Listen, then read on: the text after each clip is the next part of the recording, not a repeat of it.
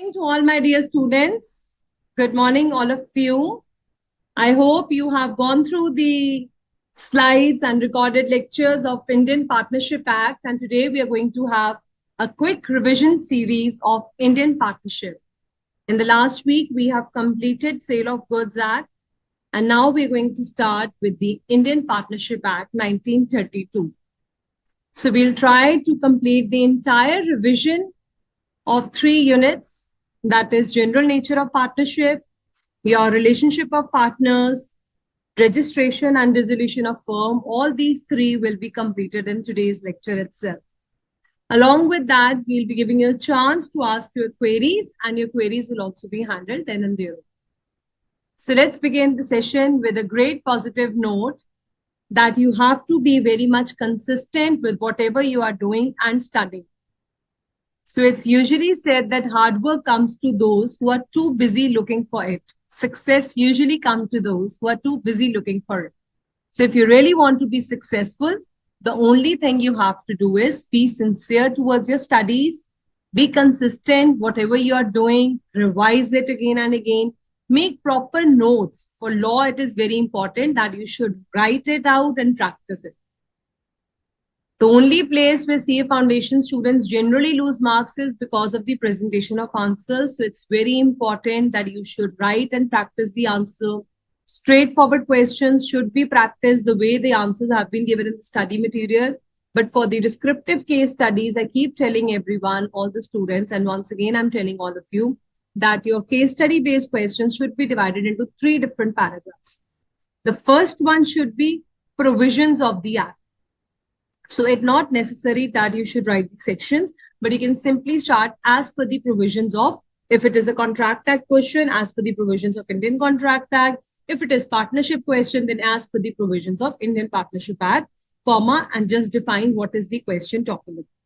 The second paragraph should be about facts of the case, making a small summary from whatever you have read in the question and what the examiner is asking you.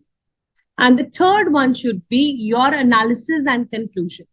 So this is what we have analyzed as per the above analysis and provisions mentioned. We conclude that this should be the answer.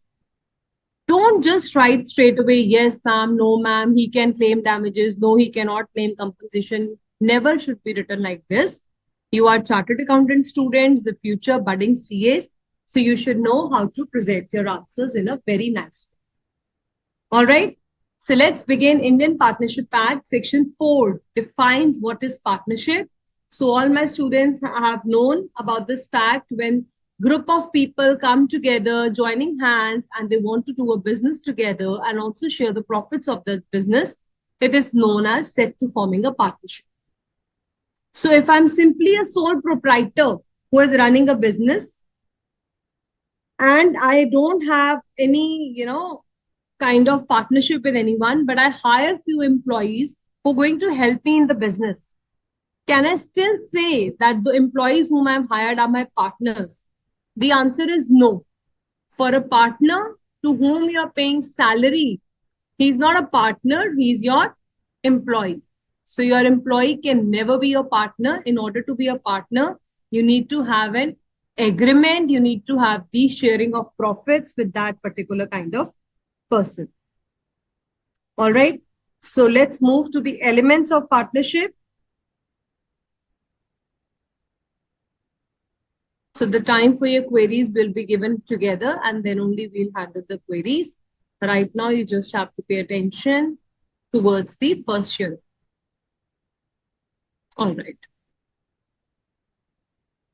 So the topics that we're going to cover over here are essential elements of partnership and your different forms of organization. So it is very important to understand why partnership is different from other forms of organization. Say, for example, if I ask you that you and me, we together own a land and we get revenue from that land, that revenue, children, will be termed as the rental income. So if we are jointly owning a land, that is co-ownership. So co-ownership is different from the partnership. In order to be a partner, we should be having an agreement among each other and we should be doing a business. So all these examples where you are just simply coming together and jointly owning a land are the examples of association of persons or co-ownership. That is what we are going to understand, how the partnership is different from company, how is it different from firm, club, all these kind of things. So elements of partnership se shuru karte hain. Let's start it. And then elements of partnership is 2 or more persons. So what is the minimum number of persons that should be there? Minimum number of persons for Indian partnership is 2. So if 2 people have come together and joined hands, they have decided to do the business together, then also the partnership can be formed. However, in case of public and private company, the conditions are different. For private company, you need 2 to maximum 200. And for public limited company, minimum 7 number of members are required. However, partnership is the simplest form of business organization where you don't want to share the individual being a sole proprietor, having whole of the liability on your own head. You decided to expand the business and you have joined hands with someone else. So now you have come into partnership with that another person. So in such a case, you can form a partnership. Even if 2 people are together, they can form a partnership. Now, the major crisis and the queries that students have over here is, what is the maximum number of partners you can have? So maximum number of partners is, children, defined under the Companies Act. You all must have seen it is defined under the Companies Act, the maximum number of members that you can have. As per Companies Act, the maximum number of partners can be 100. However, if you'll refer to the rules of 2014, which are superseding the Companies Act 2013, so the rules have given the present limit to the maximum number of partners to be 50. So if I ask you in the exam, what is the number of partners? Minimum number of partners should be 2 and maximum number of partners can be 50 as per the rules of the Companies Rules 2014. All right. Now, the partnership is coming out of an agreement. So we should be having a contract entered by all the persons concerned, and it should be to do a business. So I just asked you, if you're just owning a land, it is a ownership and we should be doing a business. But if we are into the business of partnership of sale and purchase of land, then definitely it can be a partnership. Sharing of the profits, and the most important, which is the true test of partnership, is the principle of mutual agency. Now, what is the meaning of mutual agency? For example, there are 3 partners, Mr. P, Mr. Q, and Mr. R. So Mr. P and Q did some business for the firm and they bought some chairs for the firm from Mr. D. So Mr. P and Q went to the market and they bought nice office chairs for the office furniture. And the dealer from Mr. D, the goods were bought. When D came to the office to collect the payment, R was sitting in the office. Now, D said, R, look, this is the bill. Your firm has made certain purchases. Please pay me this bill. Now, the question is, can R refuse to pay? Can R say that I don't know why P and Q has purchased it for business? Law says R is also equally liable for any acts done by any of the parties. So P will also be held liable, Q will also be held liable, R will also be held liable, because partnership is such a form of organization where any one partner does anything, the other partners are also equally held liable for that action. So now D can recover the money from any one of the partnership partners, provided the furniture has been purchased for the purpose of business. If P and Q has purchased the furniture for their home, then R will never be liable, because for personal expenditures, for drawing kind of things, partners are not liable. Partners are liable for anything done for the business. So business must be carried by all or any one of them acting for all. So this is the principle of mutual agency. So when we move to section 6, section 4 tells you the elements of partnership. Section 6 clearly tells you that where you have to apply the true test of partnership, you must see that there is an agreement between the partners. Who is doing this on the screen? So somebody is scribbling on the screen. So there must be an agreement between the partners, and the agreement must be to share the profits of the business, and the business should be carried on by all or any one of them acting for all. So all these kind of conditions are important. Let's quickly study the case laws that were discussed. KD Kamath, section 4 is being applied, and Santi Ranjan Das Gupta, which tells you that it is not a case of partnership. So what happened in this KD Kamath case was that it was held that yes, KD Kamath is a partnership firm. Now, what was the criteria? What was the problem in this case? KD Kamath was having the whole sole exclusive control of the business in his hand. So law applied the principle. Was there an agreement? They said yes, there was an agreement. Were they sharing of profits? Yes, they were sharing of profits. Were they having mutual agency? So since they were having all these kind of principles, so on the basis of this, even if the entire control is in the hand of KD Kamath, then also it is considered as a partnership firm. This is a Supreme Court judgment. Supreme Court held that yes, KD Kamath will be a partnership firm because all the criteria of Section 6 are met. That's why it is considered to be a partnership. However, what happened in Santi Ranjan Das Gupta? Santi Ranjan Das Gupta case says that, look, there were no records. There were no business records in this case. So you're doing business. Don't you think you must be having certain purchase book, sales book, cash book? There was no bank account which was opened.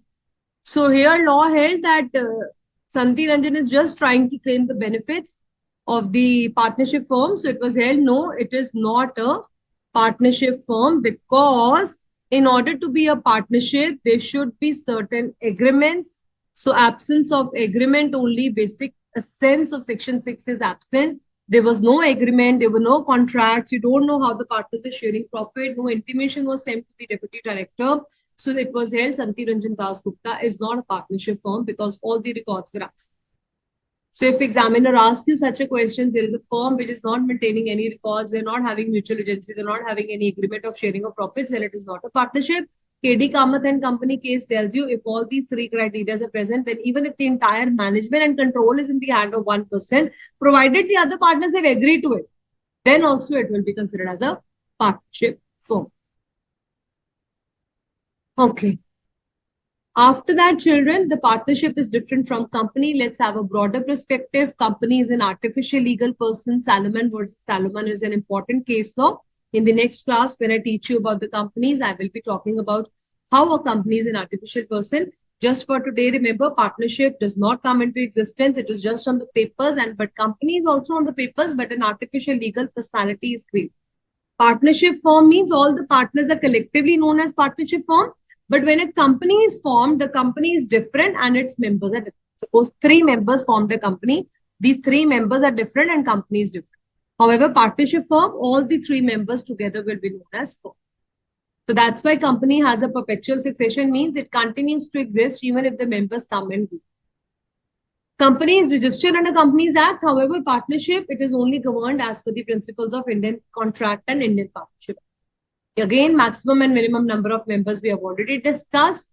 Let's move to the liability case. So your distribution of profits, company may you pay dividends, you don't have any sharing of profits. Company's property is different from the members' property and shares can also be transferred easily. However, partnership share cannot be transferred unless the other partners have consent. And liability, the most important point, company's liability is limited depending upon it is a type of company.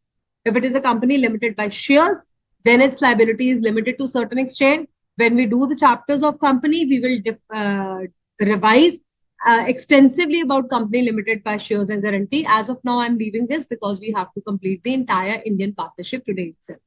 However, the partnership liability is unlimited. If your liability is not met from the books, you are personally held liable means you have to bring your personal assets from the home in order to dispose of the liabilities of the firm. Winding up, the company is winded up by the tribunal. Its name gets struck off from the registrar of companies. However, if the partners decide that now we want to close the business, they can do the bind. So the basic difference between company and partnership, when you go to the company, you will understand it more perspective. Partnership versus club. So if I ask you, you're going to a gym or any other kind of club or any swimming club, are you partners with the club owners? No, you're not the partners. You're just the members because you're not sharing the profits. But for partnership, you're sharing the profits. You're running the business together. Similarly, co-ownership, the same example, the rent example I've given you, that is the co-ownership. They're jointly owning the land and you're not sharing the profits, but you're just getting the revenue which you're sharing among yourself. And the association of person also has a similar clause. It says where people have come together in order to do a social cause. For example, during COVID days, people have come together to form certain charitable kind of organizations to help people, to provide food to the needy people. So all these organizations are just, having accumulative funds. Everybody is contributing and the funds are being fulfilling the needs and the requirements of the people. But where you are doing a business, that is a partnership firm. This is just an association for a charitable and religious purpose. Similarly, Hindu undivided family, joint Hindu undivided family, the Hindu family which you're doing, it's a business being run by the Hindu families. So partnership is created by an agreement. However, joint Hindu family business, it is the status that has been given to you by its creation by birth. So the moment the child is born in the family of a Hindu family business, you become the member of HUF. But for partnership, you have to sign an agreement. So minor can always be a partner in HUF, but minor can never be a partner in partnership. Again, minor's topic. In the next unit, we'll be taking how the minor is a partner or not. Here, the liability of all the partners is unlimited. In case of HUF, only the liability of Karta is unlimited. And there can be no limit on the members of HUF. However, in case of partnership, the members are restricted to 50. Is that clear? I hope no doubts, because this is very, very simple. You have started in your accounts also. And also in the recorded lectures, you have gone through each and every point. So we're just having a quick revision. So I hope you're understanding each and everything. Now moving to the next topic, kinds of partnership, number of types of partnership we have. So if you see, their broader categories are there two types of partnership. That is a fixed partnership and a particular partnership. Fixed partnership means the time is fixed. So A and B decided to do the partnership for 5 years or 2 years. Then this partnership is only for 2 years.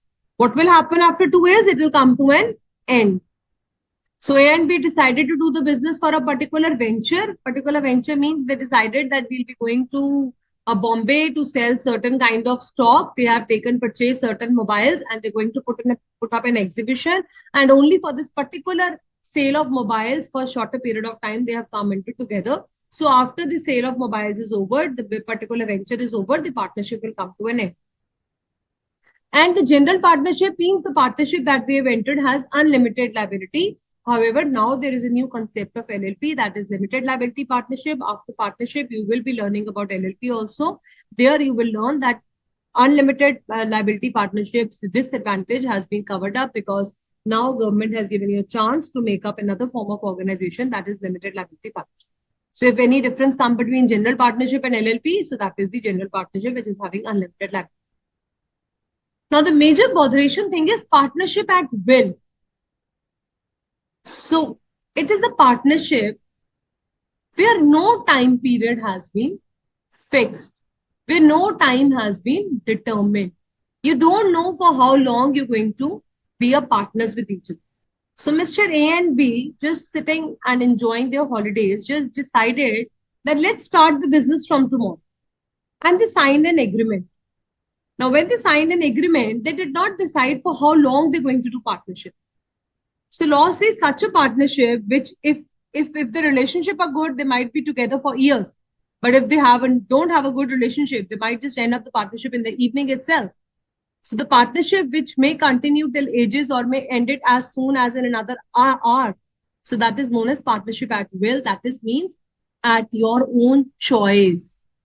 Apni marzi se. That means that partnership can come to end as and when A and B feels comfortable. So if you're not comfortable in having partnership, you can switch it off, close it, then and that, simple. But if you're comfortable, you can continue it for years and ages, but no time is fixed. So quickly, let's revise. Where no time is fixed, it is partnership at will. Where the time is fixed, it is a fixed partnership. Where it is a particular venture for which you're doing a partnership, it is a particular partnership. And the general partnership means the partnership which is having unlimited liability as the general rule of the partnership, which is different from the L. Is that clear? Now, what is partnership deed? Although it's a small topic given in the study material, generally children just flip this page, but many a times examiner asks you questions and 3 marks or 2 marks question has come in the exam. Write a short note on the partnership deed. So partnership deed is simply the agreement that you have signed when A and B have decided to become the partners. They need to sign certain contracts, agreements. So that agreement is known as partnership deed. It may be in oral or in writing. But why do we prefer to have it in writing? Because CA student, you should understand that written records are always good for the evidence. Tomorrow, if A says that I was to share a profit and I've not got the profits as per the agreement that we have made, then you can refer to the written record that quote, look, law, this is written in the agreement and now I should get it as per the requirements that is written in the partnership deed. So in order to avoid any disputes and fights, it is better to have it in writing. And partnership deed should also be stamped as per the Indian stamp and should also be signed by all the parties. So what are the following clauses that should be included in the partnership deed? Who are all the partners? What kind of business they are doing? Are they doing a legal business or illegal? Illegal business, then you can't be a partnership. Duration of partnership, whether it is a fixed partnership, particular partnership, or a partnership. What is the name of your firm? How much capital you're contributing? What will be the share of profits? Now, all these kind of things were missing in Santi Ranjan Das Gupta. That's why it was not considered as a partnership. So for partnership deed should have following clauses. What is your bank? What your accounts will be maintained? How the books of accounts will be kept? These are the basic things that should be included in the partnership. And apart from that, also how much power will be given to the partners, what are the authority, what are the rights, duties, how the partner can retire from the firm, how they should be expelled from the firm. Expulsion is a very, very harsh word used. You can expel a partner if he is not performing it nicely or is doing any disadvantage to the organization. Also, the provisions relating to the death of partner, retirement of partner, what will happen if the firm is dissolved. And the last one is salary or commissions payable to partners. In a while, we'll be doing rights of the partners. There I'll explain you right to remuneration. Sometimes certain partners are also given salaries for a particular kind of work. So if you have decided to give a salary to Mr. A, then that partnership deed should mention about this salary as well. Moving to the last topic of Unit 1, that is types of partners. Number 1 is active partner and sleeping partner. So you must have seen this slide earlier also. The one which is actively involved in the business, he is totally engaged in the business, he is telling you how the profits have to be made, everything to be done, is an active partner. And sleeping partner is just having no contribution. He has just contributed to the capital, but he is not involved in the management of the organization. So active partner must give a public notice and sleeping partner is not required to give a public notice. Who is a nominal partner? Another example of Shah Rukh Khan, who has lent his name to the firm. He does not have any real interest. He is not entitled to share the profits. It's only on the basis of his goodwill that he has lent his name. That look, this is my name. You can use my name, Mr. Shah Rukh Khan, and you will get a lot of business. But I will not be taking any profits from you. I will not be participating in any conduct of business. But definitely, I will be liable to third parties. And what do we call this liable to third parties for all the acts of the firm? This is, ma'am, the basic principle of mutual agency. This is your basic principle of mutual agency. Okay. So mutual agency has to be present in all the kind of partners. That means if A does anything, the other partners are liable. This kind of agreement has to be made between all the partners. And the third category is partners in profits only. Now, there can be a partner who has decided to join your firm, but he will only be enjoying the profits of the firm. He will not be losses. Now, you will ask me, ma'am, is it about a minor? Yes, minor is also partners in profits. You can also become a partner in profit. There is no eligibility criteria, provided you are a normal major person who wants to be a partner in firm. You can sign an agreement that I will only be the partners in profits. It again depends on the mutual agreement that the partners are having among themselves. So if such a partner has joined who is partner in profits only, he will only enjoy the benefits of the firm. He will not be liable to the losses. And third important point is he will be liable to third parties also only for the acts of profits. So for example, the firm has had a profit of 50,000 this year. So whatever the liabilities are related to this 50,000 profit, this partner will be liable. But if the firm has had loss of 20,000, then for this loss activity, this partner will not be held liable. Clear? Now move to the last topic of this chapter, section 2, which talks about section 28, which talks about partner by estoppel or partner by holding out. Another very, very important topic, which is examiner's favorite.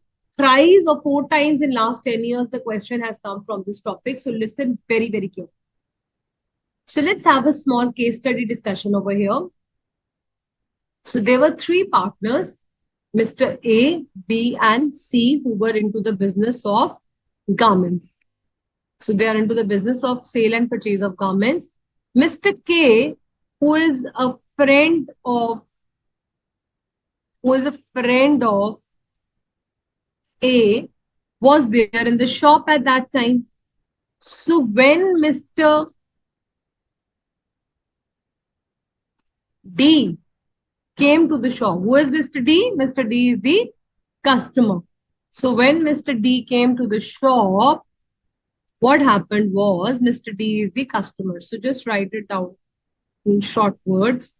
Although we are not supposed to cover the case study, but this question is very important. So at least one case study we can cover. We are good in time. We can do that. So there is a friend of A, Mr. K, who is there in the shop. A, B, C are the partners, sale and purchase of garments, and D is the customer who comes to the shop. So now just visualize what is happening. So this K quickly comes and starts showing the garments and tells Mr. D that, look, this is a nice shop. Our cloth is very good. Summers are going on. It's a very soft cloth. It is a cotton cloth. And he is representing himself as if he is the owner of the shop, as if he is the partner with them. Also, K tells that I'm a partner in the firm. And now A, B, and C are very silently observing. Yaar, K, such a nice friend. Yaar, see, he's helping us in the sales. Na? So let's remain quiet. And they did not object that he's not a partner, he's just a friend. Now, law says if Mr. D has purchased from K goods worth rupees 10,000, then, okay, say for example, D is not a customer, D is a dealer, D is a supplier. Okay, D is a supplier, and now D has supplied the goods of rupees 10,000 to the firm. He supplied the goods rupees 10,000 to the firm because he was very impressed with K's reaction, with K's goodwill. He's presenting himself to be a partner, or he's permitting the other partners to tell he's a partner. And on seeing the faith of Mr. K, he has lended money of rupees 10,000. That means he has lended the goods of rupees 10,000 to the firm. Now law says Mr. K over here becomes a partner by estoppel. Partner by estoppel means now he cannot deny his liability later on. He will be liable to Mr. D for rupees 10,000. Now tomorrow if the firm fails to pay rupees 10,000, K can also be held liable because it is on his faith and representation that Mr. D has given the credit to the firm. He has supplied the goods. Now K can also be held liable for rupees 10,000. But not beyond this amount. Can we make him liable for other activities also? Not beyond this amount. Only for this particular transaction, only for this particular amount, Mr. K will be held liable and not for any other kind of activity of the firm. So clear him when person is representing himself that he was a partner in the firm, when in fact he is not. Please make sure he should not be a partner. If B is doing that, then it's fine. B is anyways a partner. C is doing, C is anyways a partner. K is a friend. He's not a partner. So if he does any kind of such a thing, then he will be held a partner by estoppel. Now he cannot deny from his liability. He will be held liable to Mr. D only for this particular kind of transaction. Now, before we begin Unit 2, I would request, sir, they can ask any doubts from Unit 1. Students can ask doubts.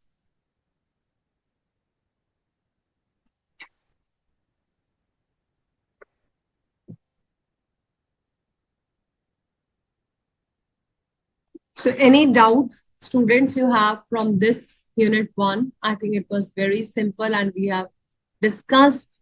Yes, Satish, maximum, minimum 2 and maximum 50 is absolutely correct that you have written over here. Co-ownership, absolutely correct. Manav, you will come to know about January 2025 soon. This is an admin query. They will let you know about this soon.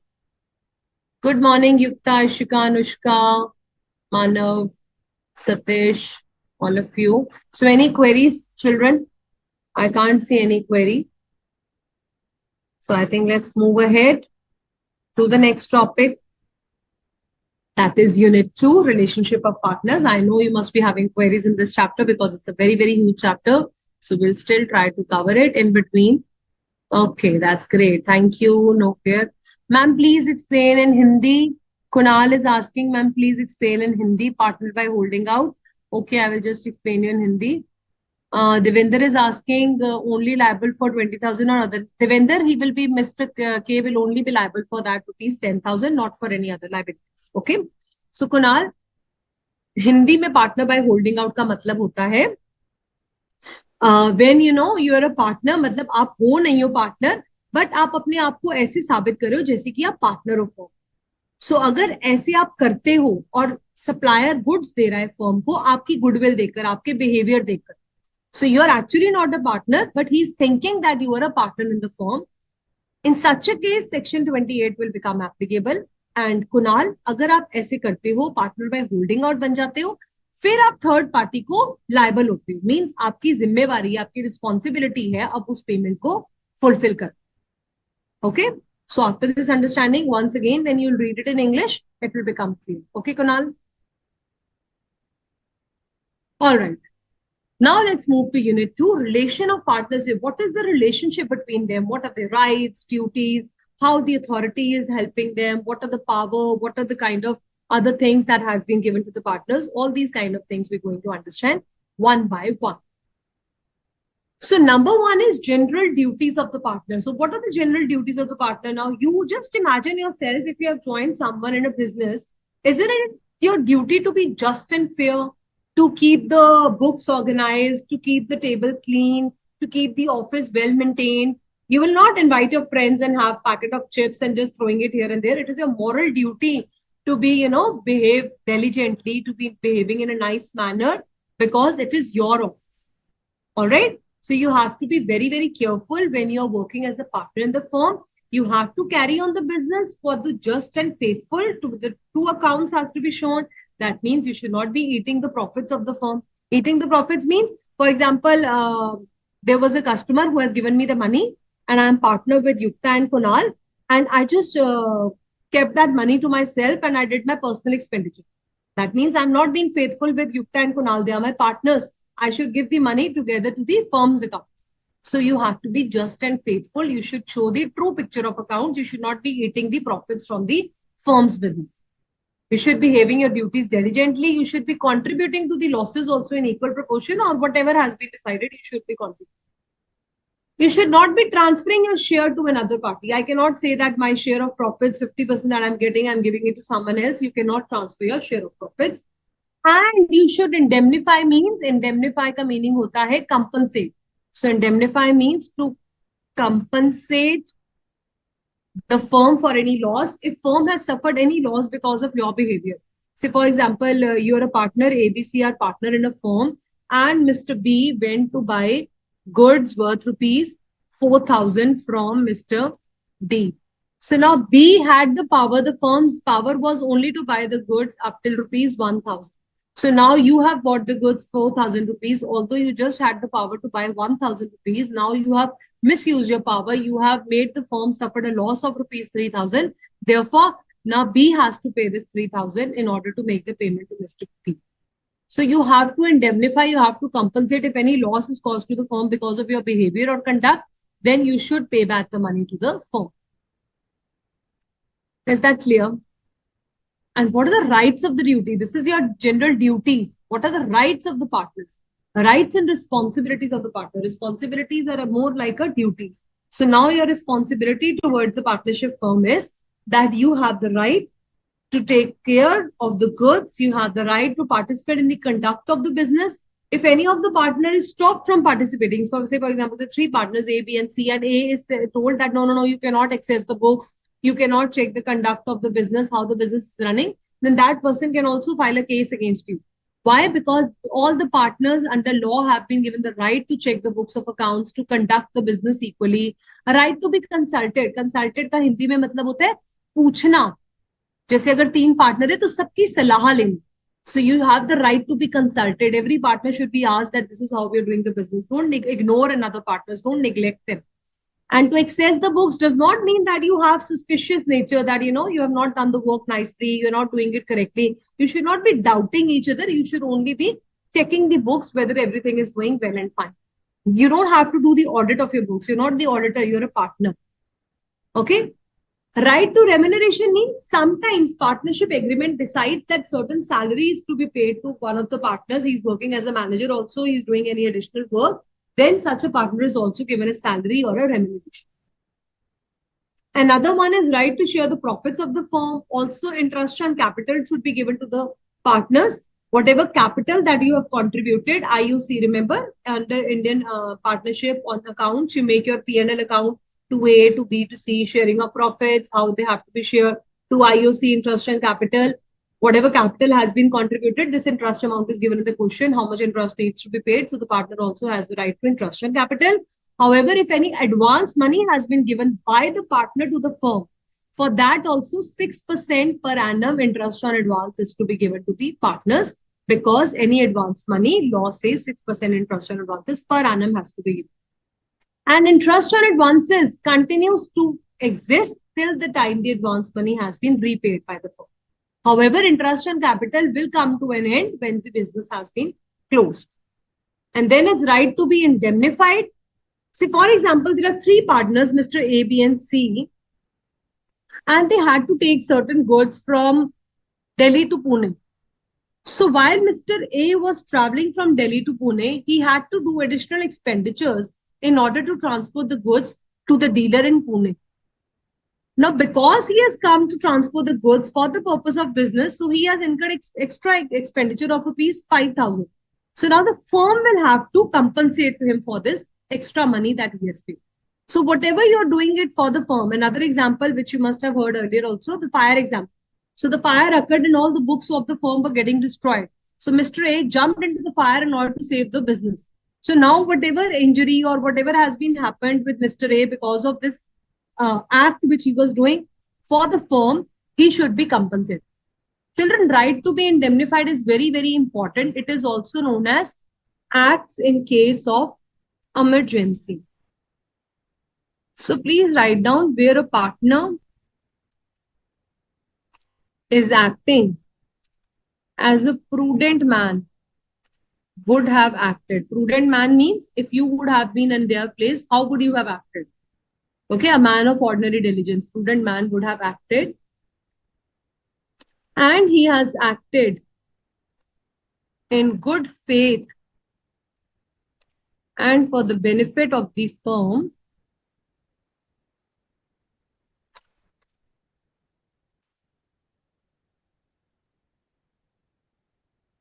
Then such partner should be compensated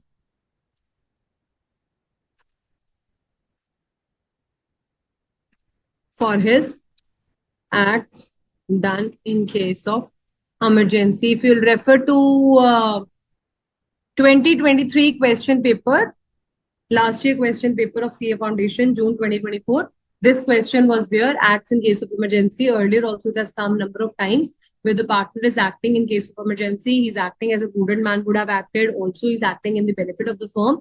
Then he should be compensated because the partner has the right to be compensated in case he has done anything in the act of emergency for the firm.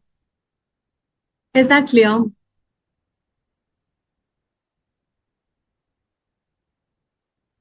Now, personal profits earned by the partners, I just explained you, if we are in the garments business and A, B, C are partners and Mr. A said, okay, I'm running a competing business with my firm also, although I'm selling the goods as a partnership firm also, but I'm doing the same business in my name also. So if you're doing any kind of cheating, any kind of personal profits, I just told you that I got money from the customer and I've eaten it up, I have not given it to my other partners, Kunal and Yukta, then I'm doing cheating with the firm.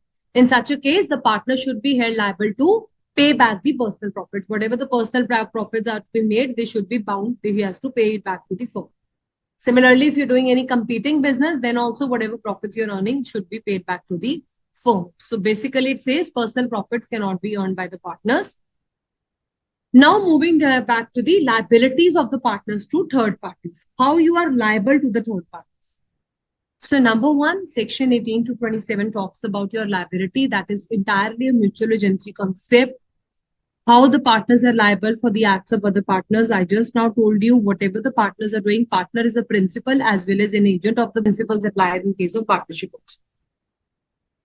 Let's start with section 18 to 27. And after section 27, we'll take a small break over here. Section 18 tells that the partners to be the agent of the firm. Now, if I ask you children that A, B, C are partners and they have to book a travel ticket, Mr. A was to go abroad for certain kind of business meetings. So if Mr. A had to pay to the travel agent, Will Mr. A is only liable or the firm can also pay the money? The answer is since Mr. A is going for the travel purpose, for the purpose of business, whole of the firm is held liable. But in the same example, if Mr. A, a partner, booked the tickets through travel agent for a holiday, then this partner does not make the payment to the travel agent. Can we say the firm is bound for this kind of action? Law says here the firm is not bound because this act has been done for personal purposes. Anything that you're doing of personal nature, the firm will not be held liable. But anything you can, yes, firm can pay you. Absolutely correct. In the second example, only A is liable. That's absolutely correct, children. So here A is only held liable because he's doing it for the purpose of his own personal business. However, for all the acts of the partner, does all the acts of the partner bind the firm? It says no, only the acts related to the business of the firm will bind the firm. Anything you're doing for the purpose of business, that will be binding. If you're doing it anything for the personal capacity, then it is not binding by the firm.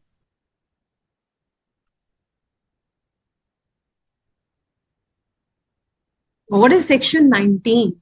Section 19 tells you that sometimes the authority of the partners is expressed. For example, I have given the authority to Mr. A that he can do only the sales. I have given the authority to Mr. B, he can only do the purchases. I have given the authority, Mr. C is only to book the expenditures in the P&L account. So we are fixing the authority. It is an express authority. Humne by words spoken or written or by oral, we have made an agreement and we have expressly told everyone's authority. That is express authority. What is implied authority? Section 19 says authority can be express or implied authorities. Implied authorities means since you're a partner in a firm, it is implied that you're a partner for doing the business, not just for sitting in the office and eating chips and enjoying. It is your duty. It is your authority. You have the power. What are the power? You have the power to conduct the business in the usual way of carrying the business, and you should be acting in firm's name, and you're binding the firm. This is your implied authority. So if the normal sale and purchase business of shoes is to be done by the partners and we are purchasing clothes instead of shoes, then do you have implied authority? Answer is no. Your implied authority should only be related to the business. Firm will not be bound if you're buying clothes instead of shoes. So if you're into shoe business, then implied authority is to sale and purchase of shoes, whatever authority has been given to you. But if you've started buying clothes instead of shoes, then firm will not be held liable. Only you as a partner will be held liable.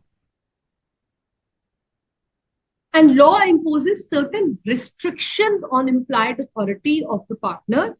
It says these are the rights which has not been given to the partners. Partnership agreement may, by in writing, agree to do these kind of things, but from law point of view, statutory means from law point of view. So law has provided statutory restrictions means law has provided certain restrictions on the implied authority of partners. Many a time examiner gives you 5 marks or 4 marks straightforward questions. What is the implied authority of the partner? Explain the statutory restrictions as it is question aa jata hai kahi bar exam. So it's very important. Please listen it carefully and try to learn it today itself.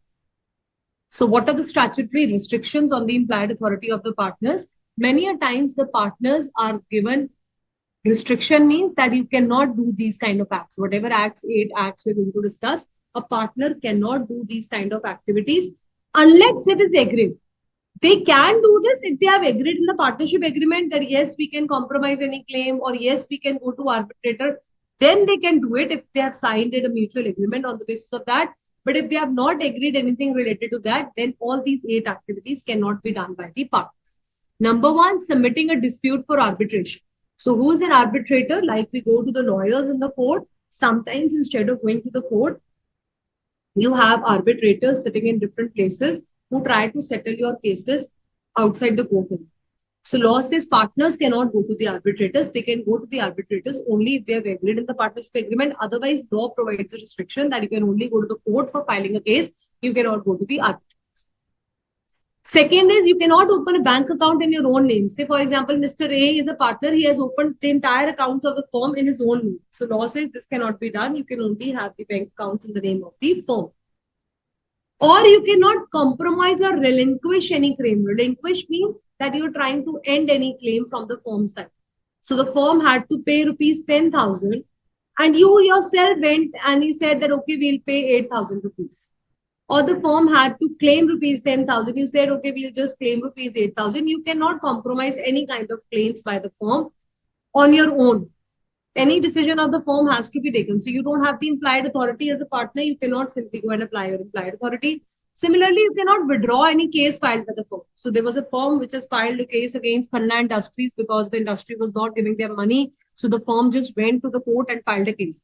Now you were a very close relative of Khanna Industries and you just said, please withdraw this case. We don't want to file the case. Law says you're prohibited in doing that.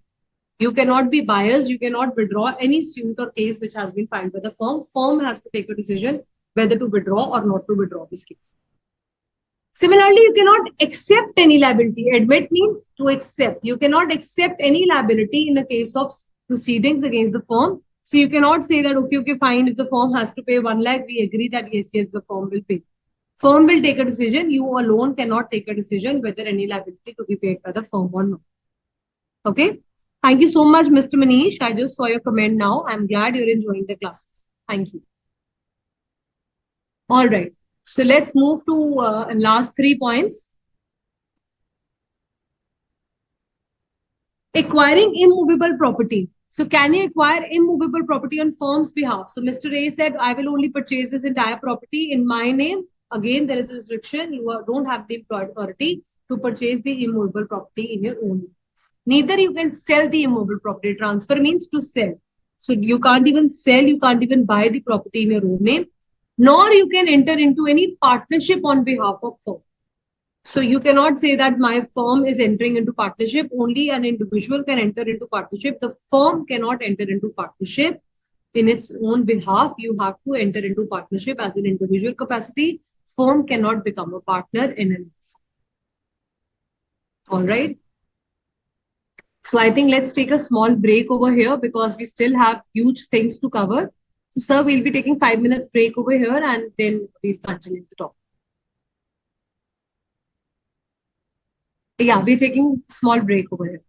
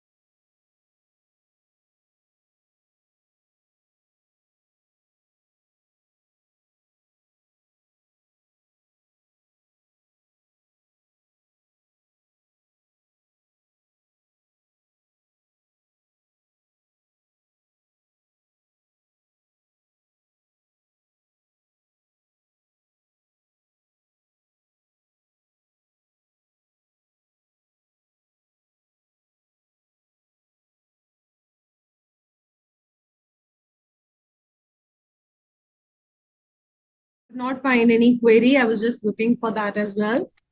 So let's move ahead. So Kunal is asking, ma'am, please explain in Hindi about restrictions on implied authority. तो बेटा restriction का मतलब होता है रोक लगाना. वो 8 cases में आपकी इम्प्लाइड अथॉरिटी के ऊपर रोक लगी हुई है. दैट मीन्स अगर आप पार्टनर्स एग्री करोगे तभी आप वो काम कर सकते हो. For example purchasing of immovable property और transferring immovable property in your own name only अगर आपने एग्री करा. नहीं तो लॉ की तरफ से आपके उन पावर्स में restriction. Alright, now we're going to talk about extension and restrictions, how we can extend and how we can restrict on our own the implied authority. Section 1922 tells you about the law restrictions that has been imposed. Section 20 tells you how the partners can restrict, how partners on their own mutual agreement, they can restrict and bound the other partners implied authority. And what will happen if this third party is also aware of this restriction, then he will be responsible. Otherwise, third party is not bound by such kind of restrictions. So what 2 points you have to remember in section 20 is, number 1, partners by mutual agreement can either restrict or extend the implied authority. Point number 2, third party will not be bound by such kind of restrictions unless he has the knowledge about it. So if he has the knowledge, then definitely he will also be bound by such restrictions. Otherwise, he will not be held bound by such kind of restrictions. So there were 3 partners, Mr. A, B, and C, selling furniture. A agreed not to buy for more than 10,000. So now there is an agreement between 3 partners that A is not going to buy for more than rupees 10,000. So there is a limit which has been set for buying the furniture. But what happened? He purchased furniture of rupees 20,000 from X. X, who is X over here? X is the third party. Third party means all those people who are dealing with the firm. So now this X, he was not aware of this restriction. उसको नहीं पता था कि firm ने restriction लगाया that only 10,000 can be purchased. So since X is not aware, so he can claim his money from the firm. Number 1 case, since the third party is not aware of this restriction, therefore, he can claim entire 20,000 from the firm. Point number 2 says, if X is aware of this restriction, उसे पता है कि A cannot buy more than 10,000, still if he is supplying him furniture of 20,000, then he cannot recover the money because he is already aware of the restriction. Then he will not be entitled to recover the money. So what we have to remember over here is 2 points. Number 1, the partners can extend and restrict the authority of the other partners. Authority means, implied authority means, otherwise you are a partner. You're a partner in sale and purchase of furniture. You can buy as much as you want. You're a mutual agency relationship with the partners. Other partners are going to be held up. But section 20 specifically says where I've put a restriction, where I'm telling you that you cannot go beyond this particular point. You cannot buy more than this. Then there is a restriction. If third party is aware of this restriction, then he cannot recover the money. If he is not aware of the restriction, then he can recover the money. Simple. Is that clear? Yukta is asking, ma'am, but in this case, X can recover the money from A or not. So in this case, 2 things will happen, Yukta. If X is aware, the third party is aware of the restriction, then he can either recover the money from Mr. A or the firm. Then he can recover the money. If X is not aware of the restriction, then he can recover the money either from Mr. A or the firm. But if he is already aware, he knew that A is doing wrong thing, then it is his fault. Then he cannot recover neither from A nor from the firm. Is that clear? Now let's understand section 25, 26 and 27. So section 25 is $1,000 each. And with the $30,000, they set up this new business and beautifully they were doing this business. Then what happened? The liability of the business accrued to 9. All the partners contributed 10,000 each. So they just had the capital of 30,000. But how will they pay this balance amount? It says balance amount was to be paid. So there was 60,000 which is still left to be paid. So individually means the personal assets were to be brought from the home, and each of the partners 20,000, 20,000, 20,000 have to be paid because liability of partners is unlimited. You cannot just say that I'm closing the business, I'm saying bye to the dealers and my liabilities just went off. No, You will have to pay off all the liabilities, otherwise strict actions can be taken. So when you have to form a partnership, you have to be very careful because your liability is unlimited and you're contributing to the assets, you're eating the profits. But liability is the biggest disadvantage of partnership is that you have unlimited liability. Unlimited liability का मतलब होता है कि your liability cannot be, if your liability cannot be met from the firm's business, then your personal assets are held liable. You have to individually bring, means you'll have to sell off your things at the home and pay the money for the business. Is that clear? And what does section 26 and 27 tells you? Listen very carefully. Section 26 tells you for any wrongful acts of a partner.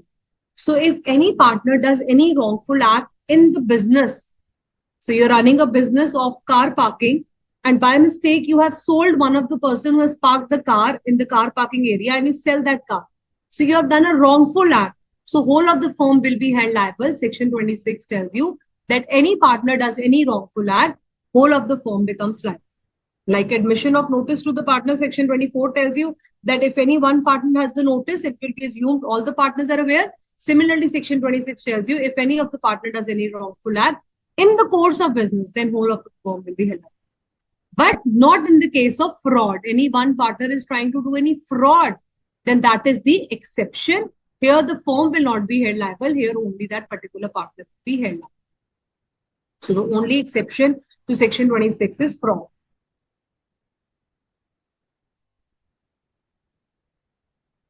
Section 27, liability of firm for misapplication by partners. So any partner is misapplying, misusing. Section 27 gives you that car example basically. So if you're misapplying, for example, somebody, you are into sale and purchase of car and you by mistake, you are doing any misapplication. Somebody has given you the car and you have wrongfully sold it. Then also all the partners will be held liable because liability of 7. Rights of the transferee of partners' interest. Now comes your case of transferor and transferee.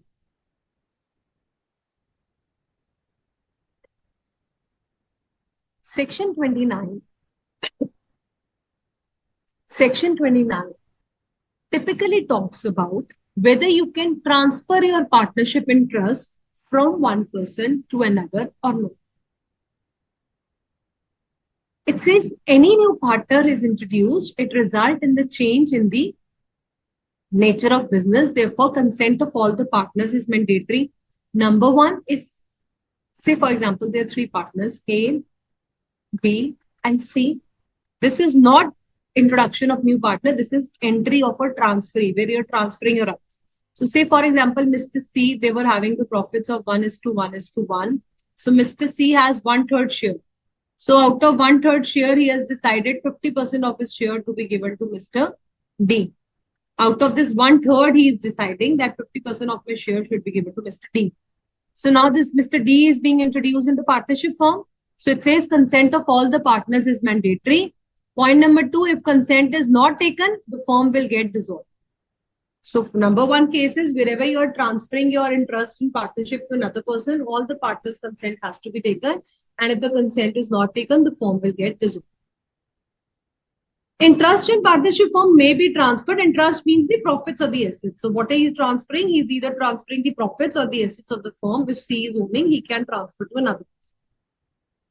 Now, what are the rights of the transferee? Means what rights Mr. D will get. So Mr. D is the new partner who has been introduced. Also, children, it is known as the case of sub-partnership.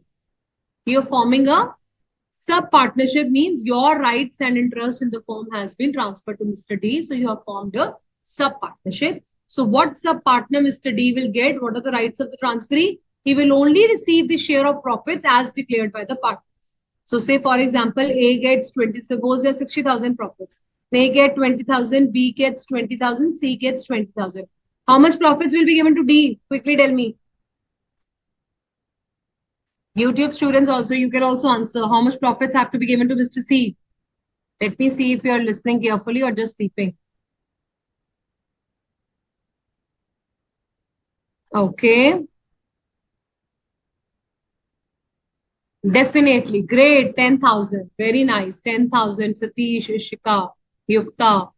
All of you have answered correctly. 10,000 is the correct answer because 50% of the share of profits will be given to D. And can D interfere in the conduct of the business or accounts and inspect the books? No, D cannot. Very good, Divin.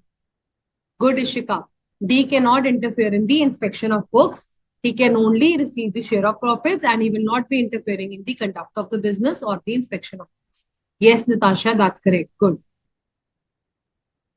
Okay. Clear ho gaya? So during the lifetime, he can only show the profits and he will not be interfering the rights of the conduct of the firm. What will happen when the partnership has been dissolved? Then the transferee will get all the assets of the original partner and now he can also ask for the accounts of the business. So section 29 subsection 1 deals when the business is in continuation, you're doing the business, then only the share of profits he will eat. Then he will only get the share of profits, like you said, 10,000, and he will have no right to interfere in the conduct of the business. And when the partnership comes to an end, then he will get all the assets of the original partner and now he can also interfere in the accounts of the firm. Clear ho gaya section 29. Now let's move to your favorite section, that is section 30. Minor as a partner.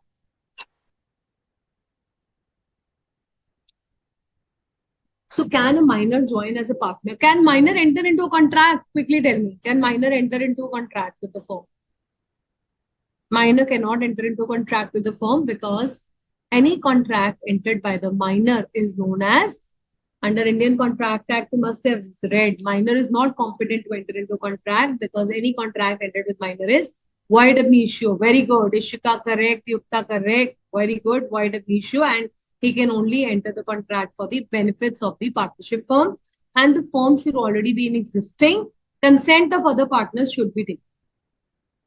So what is important to understand in section 30 is what is minor's position during minority. During minority means till the time he's minor, he has the right to share the profits. He will have the right to access the books of accounts. He can also see the books of accounts and inspect, but only through some senior person. But he cannot inspect other papers. He can only see the books of accounts for his profits and he cannot inspect other papers. And in case he wants to file a case against the firm, then he must sever his connection, means he must cut his connection from the firm, then only he can take an action against the firm. So what is minor's position during minority? Number one, he will get the benefits of the firm. He has the right to inspect the books of the firm only through some adult person under the supervision of some senior person, but he cannot inspect other kind of papers. And limitation is he will not be having any liability. He will be only enjoying the benefits of the firm. And the only limitation is that whenever he want to take any action, say for example, there was 20,000 rupees profits to be given to minor and he has not received his profits. In order to recover his share of profit, he must leave the firm first. He must cut his connection. Then only he can file a case against the firm. And what happens on attaining majority? So law says 6 months time period is given to the minor with public notice of attaining majority, or within 6 months of his knowledge, minor can decide to continue or not to continue with the partnership. So say, for example, his birthday came and he became minor major on December, then Jan, Feb, March, April, May, June. So by end of June, 6 months by end of knowledge, he should decide whether he want to become a partner in a firm or not. And if it is not give any public notice, he will continue to either pay the liabilities of the firm from the retrospective effect, means from the day one of the firm. So we have to be very careful if you as a minor, you join the firm on becoming major. Now share of profits will remain the same, but your liability will become extensively from the date when you have joined the firm. So you'll be liable for all the liabilities since the date of joining.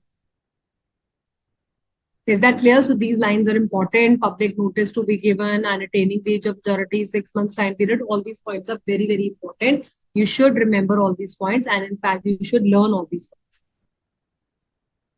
Now it says section 30, section 29, you're talking about the sub-partnership or transferees.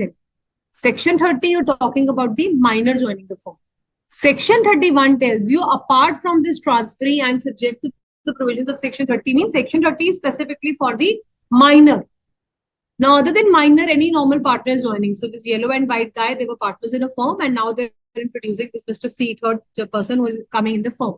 So unanimous consent is required. Please write down, unanimous means consent of all the partners is required. If say, for example, if I ask you, there are 4 partners, A, B, C, and D. and only A and B says that, okay, fine, we are okay to have Mr. E as a partner, then can E join as a partner? Yes, ma'am, or no, ma'am? If only A and B wants Mr. E to join as a partner, then can we have Mr. E as a partner? No, ma'am. Why? Because A, B, C, and D, all the partners should agree. Then only we can have E as a partner. Very good. All those students sitting over here have given me the correct answer. Wonderful. And also one another question.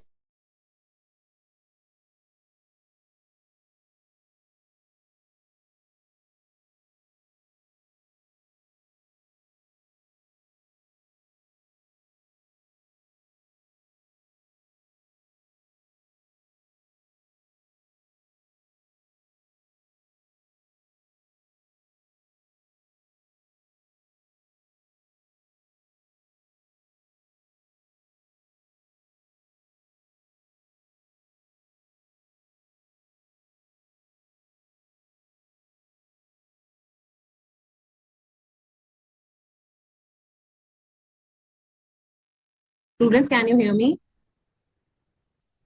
I think I just lost connection in between. Am I audible? All right, all right. The light just went off in between. Okay.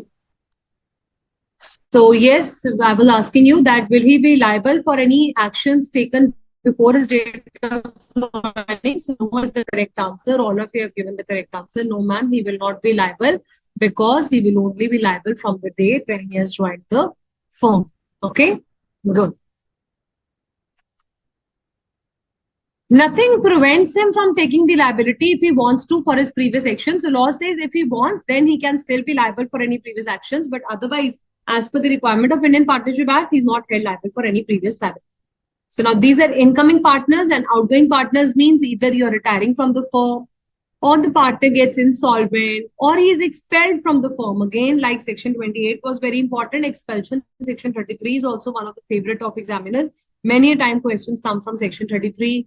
Many a times question come from section 35 also. So pay full attention now. We're going to quickly finish off with the retirement, insolvency, expulsion, and death of the partner. So what will happen for the retirement of the partners? Again, a question to all of you. So there are three partners, A, B, and C, and A wants to retire, and only B has given his consent. C has not given his consent. Then can A retire? Yes, ma'am, or no, ma'am? No, ma'am. Very good, Yukta. Why? Because, very good, Anushka, Natasha, very good. Others? Everyone has to answer it quickly so that I come to know that you're not sleeping. Yes, Ishika. Can he retire? Yes. No is the correct answer. Why? Because consent of all the partners is required. Then only you can retire from the firm. Like for joining, all the consent partners is required. For retiring also, only in case of expulsion, it says majority of the partners' consent is required. In all other cases, incoming and outgoing partners, consent of all the partners is required. Or he can resign as per the agreement, whatever we have decided, or by giving notice in case of partnership at will. What is partnership at will? What do you understand by partnership at will? Hurry up, tell me. We just did the same topic. Is it for a fixed period? Is it a particular partnership? Or what is the meaning of partnership at will? Where no time has been fixed, where no time is determined. Excellent. So how do you retire over there? In that case, we just simply retire by giving notice. Very good, Ishika. By giving notice in writing. So one of the partner will write a notice. Look, Mr. A, I want to leave the firm. And once his notice is accepted, he will be left out from the firm. So before retirement, whatever your liabilities were, you have to pay off your liabilities, then only you can retire from the firm. And what is another important thing, whenever you retire from the firm, what do you have to give? You have to serve a public notice. And if you don't give a public notice, are you held liable for the activities of the firm? Yes, ma'am, or no, ma'am? Definitely, yes. Good. You will be held liable up till the date of public notice has been given. All of you are giving me correct answers, and I'm very proud of you students. Well done. So retirement of a partner, only thing we have to remember is that he can retire with the consent of all the partners in case of partnership at will by notice in writing, and he will be liable for all the actions taken till the date of his retirement and till the date of his public notice. If he has not given the public notice, he still continues to be liable for all the activities of the firm. Public notice is not necessary in case of a death of a partner. Once the partner had died, so how will he come and give you public notice? He has already died. And if he has become insolvent, then law of insolvency, court has declared him insolvent. Insolvent का हिंदी में मतलब होता है दिवालिया निकल जाना. That means उसके पास पैसे नहीं है liabilities pay करने के लिए. In that case also no public notice is required. And who is a dormant partner? Tell me. Who is the dormant partner? Dormant means a sleeping partner. Is he required to give a public notice? No, ma'am, because he is not known to the public as a partner. That's why he is not required to give a public notice. Clear? Now let's move to the topic of section 33, which tells you about the expulsion of a partner. Now, children, expulsion is a very, very harsh term, which is used only if it is very, very important, only if it is very necessary, then only you can expel a partner from the firm. Otherwise, no partner can be expelled from the firm. Say, for example, you don't like a face of a partner. You don't like to gel with that partner. You're not into talking terms and conditions. Can you expel that partner from the firm? Tell me yes or no. If such a kind of conditions are happening, will you expel a partner from the firm just because you don't like his face? Just because you don't like his height or you're not in good terms, talking conditions? Can you expel a partner? Yes, ma'am, or no, ma'am? Definitely no. Very good. Those who have given the no as a correct answer, you cannot expel a partner just because you don't like that partner. This is no excuse. Power of expulsion must be exercised in good faith. Only if somebody has done a very, very wrong thing, somebody has done harm to the business, the business is suffering because of your behavior, in good faith only you can expel a partner. And this power of expulsion must be existing in the contract. So when you made the partnership deed or agreement, you must have given this power of expulsion. Then only you can expel a partner. Otherwise, you cannot expel a partner. And third thing is, it must have been exercised by majority of partners. So again, my question to you, if there are 10 partners in the firm and only children, 3 partners want that Mr. D should be expelled from the firm, can he be expelled from the firm? Yes or no? No, ma'am, because at least more than 5 partners, majority of the partners means more than 50% of the partners should be agreeing. So if 6 partners or 7 partners have agreed, then we can think of expelling him. Otherwise, he cannot be expelled. Another question, if we have not given the power of expulsion in the partnership deed, then can you expel a partner? Yes or no? No, ma'am, we cannot expel. It should have been given in the partnership agreement, and it should be exercised in good faith. Now, how the power of expulsion has to be exercised? It says it must be in the interest of partnership. That means you are doing it for the purpose and benefit of the business. And very important point, a notice should be given to the partner who is being expelled because he should be given an opportunity of being heard. Opportunity of being heard का हिंदी में मतलब होता है उसको मौका देना अपनी गवाही में कुछ कहने के लिए. So say for example, Mr. D has done really wrong things in the business and now we are planning to throw him out. 6 to 7 partners out of 10 have agreed.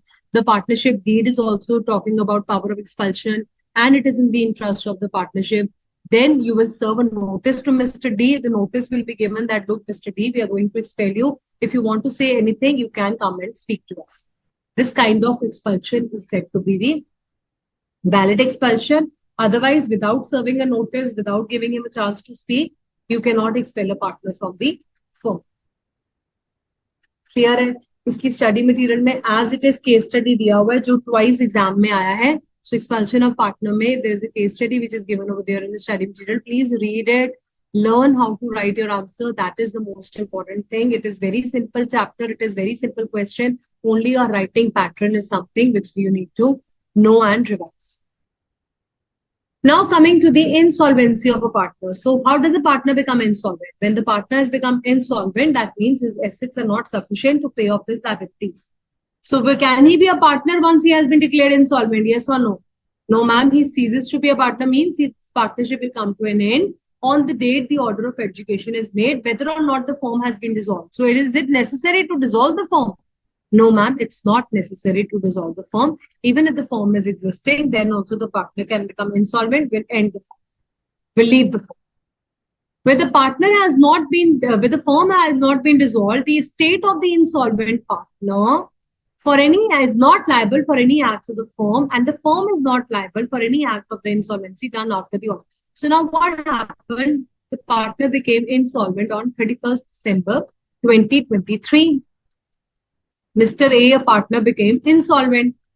So now when he became insolvent, he ceases to be a partner in the firm. However, the firm is still continuing the business, and say, for example, today it's 1st June 24. Now it says since this partner has become insolvent, his estate means his property will not be liable for any kind of payments for the firm's business. Neither the firm is liable for any acts done by the insolvent partner. Say Mr. A has still made certain purchases. He's still trying to do a certain kind of own business. The firm will not be held liable for any of the actions of the insolvent partner after order of extradition has been given. Is that clear?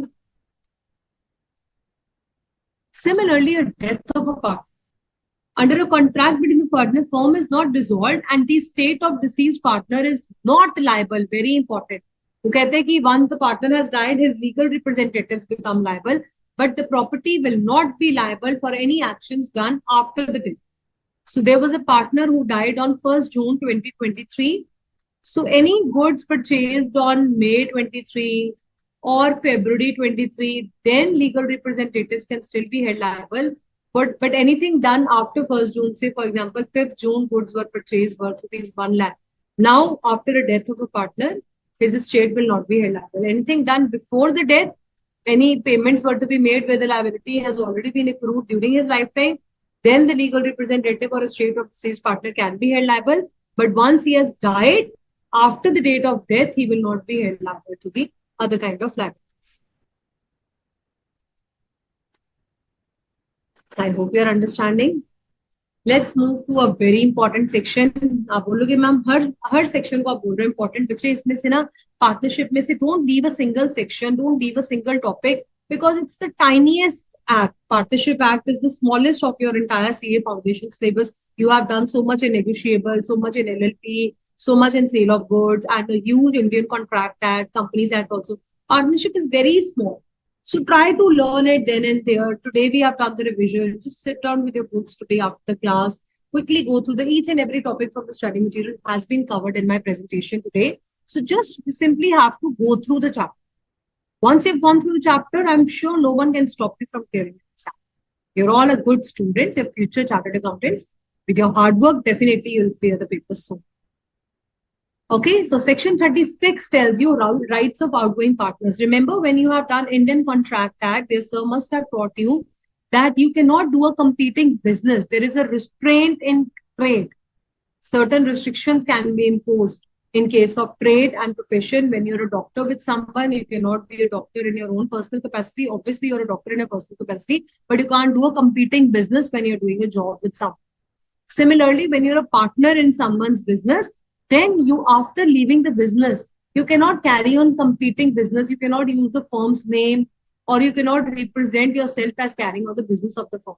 Say, for example, you were partners with ABC Associates and they were known by the name of ABC Sweets. Now you open the same shop in front of ABC Sweets with the name of ABCC Sweets. So same name, you are trying to use the firm's name, or you are telling others that now you're carrying your own business. This is the only business of partnership. Soliciting means attracting. You're trying to attract the customers of the firm. You're telling them, okay, we don't buy sweets from them, buy the sweets from me. Certain outgoing partners have been restricted to do so. Section 36 simply imposes a restriction because you cannot do competing business after leaving from the partnership firm within the specified limits and within the specified area or time period. Now, section 36 says, if I tell Mr. B that for 20 years you will not be doing this kind of business, then it is not a good restriction that cannot be imposed.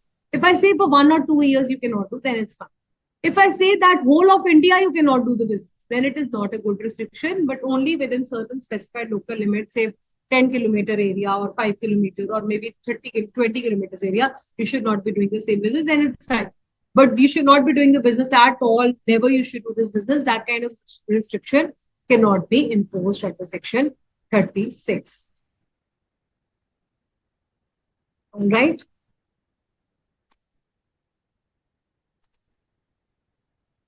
Right to share the subsequent profits. Now, Section 37 tells you where the partner, your share, you have already left the partnership firm, but your property is being used for doing the business of the firm, then you can still claim profits proportionately to the shares or interest at the rate of 6% per annum. So any subsequent profits which are being earned subject to the contract, whatever subsequent profits. Subsequent profits means, for example, the three partners A, B, and C. A has left the firm, but you have still not paid A's share of profits of the firm and you're doing the business.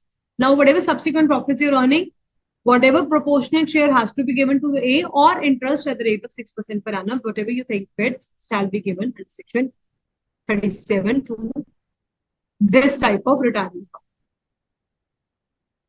And one last small topic given in your study material is revocation of continuing guarantee. You can read that also, that whenever a partner has been left or died, so whatever guarantee has been given by the firm to that to other parties, that guarantee will also come to an end. So continuing guarantee means for continuous activities guarantee that you have given. Revocation means coming to an end. So whenever a partner has left the firm, his guarantee given to the firm or the partners will also come to an end. All right. You want to take 1 minute break or shall we continue?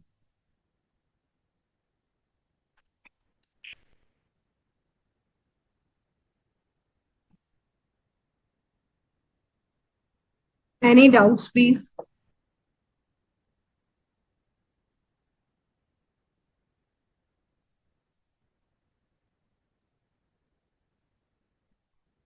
Partner secretly doing some profit. Okay, Mr. Arvind is asking if the partner is secretly does the same business means. For example, you and me are into business of garments, sale and purchase of garments, and we are doing a partnership. Now, after going home, I never told you that I have taken certain garments from a firm's business and I have kept it at my home, the stock, and I am also doing the same kind of business from my home also. Now, don't you tell me one thing, child, if I wanted to be a sole proprietor, why did I enter into partnership with you? Since I've entered into partnership with you, so I should be honest enough that whatever profits we are making, we should be doing the same business. If I'm carrying the stuff at home, I'm also selling it at my own name. That is known as secret profit, hidden profits. That means you're trying to cheat the firm. So you're earning any personal profits, you're bound to pay it back to the firm. Another question raised by Mr. Adamya Arvind is, if outgoing partner took other partners along with him. So if you're retiring and the other partners are also retiring, then it's okay. But you're trying to do any kind of fraud, you're doing any kind of cheating, then definitely will be held liable. Kunal is saying, ma'am, please use Hindi. बेटा आपको जो नहीं समझ आया आप हिंदी में पूछ लीजिए. हमें हिंदी में पढ़ाना अलाउड नहीं है बिकॉज हमारे पास सारी ऑडियंस होती है जिसको इंग्लिश समझ आता है.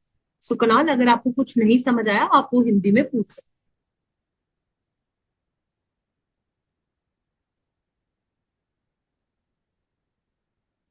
Okay. So I hope it's clear now. Let's move ahead. Any other more doubts, Mr. Arvind? I hope your doubt is clear.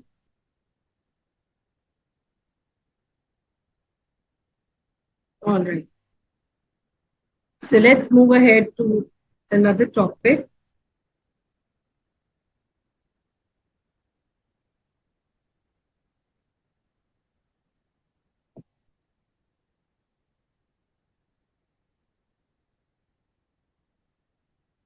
I am the only one who's facing low volume. No, ma'am. Yukta says no, ma'am. No doubt. Adamya, what happened? You can't hear us? You want to ask anything, Adamya? Blooming. I hope you can hear us clearly now. All right, let's move to the last unit, that is Unit 3 of Indian Partnership Act, Dissolution and Registration of the Firm. So here we are going to talk about registration of the firm for 5-10 minutes, and then next 15-20 minutes we'll be talking about the dissolution of the firm. So Section 58, first of all, tell me, is it compulsory to have the registration of the firm? Firm is not a legal entity, like company is a legal entity. It is compulsory to get the company registered. So is it compulsory? We have 19, so 17 students in the class right now. I want 17, yes or no. Is it compulsory to have registration of the firm? Ishika says no. Yukta says no. What about others? Others are just listening and enjoying, chilling. If you're attending the class trial, you should be responding. Very good. Now that makes sense. Now I've got around 7, 8 answers. That's correct. So very good, all of you. Those are given correct answers. No is the correct answer. So registration of firm is not compulsory. It's not mandatory. Zainab, Priya, Devendra, very good. So why we are going to get the registration of the firm? Just to enjoy these benefits because of consequences of non-registration, which has been given in your book. There are 4 type of disadvantages which are given to the firm which is not registered. So if you get registered, then you get the benefits of this kind of things. So let's get the firm registered so that we can eat the benefits of the registration of the firm. Section 58 child tells you how the firm has to be registered. Statement in the prescribed form. First of all, you have to file an application with the registrar of firms. That application will have firm's name, place of business where you're doing a business. If you're a Delhi, in Delhi you have set up, then you will be going and filing the application with the Delhi registrar of firms. If you're setting up an office somewhere in Mohali or Punjab side, then you go to the Punjab registrar of firms. In whichever state you're setting the business, you have to go to that registrar of the respective state. You will write the name of the firm, place of the business, name of place where the business will be carried, whether you'll be doing the business only in Delhi or you'll be having different branches also, what date the partners are joining, full name and address of the partners, and duration of partnership. What is the meaning of duration of partnership? Whether it is a fixed partnership or is it a partnership at will, you have to clearly mention it in case of your statement. Now, section 49 tells you the registrar will see that all the requirements have been done. Just for example, when you go to take a license, so when you go to take a license, you have to fill in the application. The license authority will check whether all the things have been done properly. Similarly, for registering a firm, you will file an application, you will sign all the documents, you will submit it to the registrar of firms. He will see whether all the provisions of section 58 has been complied. And if he is satisfied that everything is correct, the proper place of business is mentioned, all the rates of the joining of the partners has been given, everything is correct, then he will make an entry in the register of firms. What he's making? He's making an entry in the register of firms and he will file the statement. After making an entry is the record that Mr. ABC Associates firm can be registered. Then he will issue a registration certificate. Now, this registration certificate is the conclusive proof that the firm has been registered with the firm.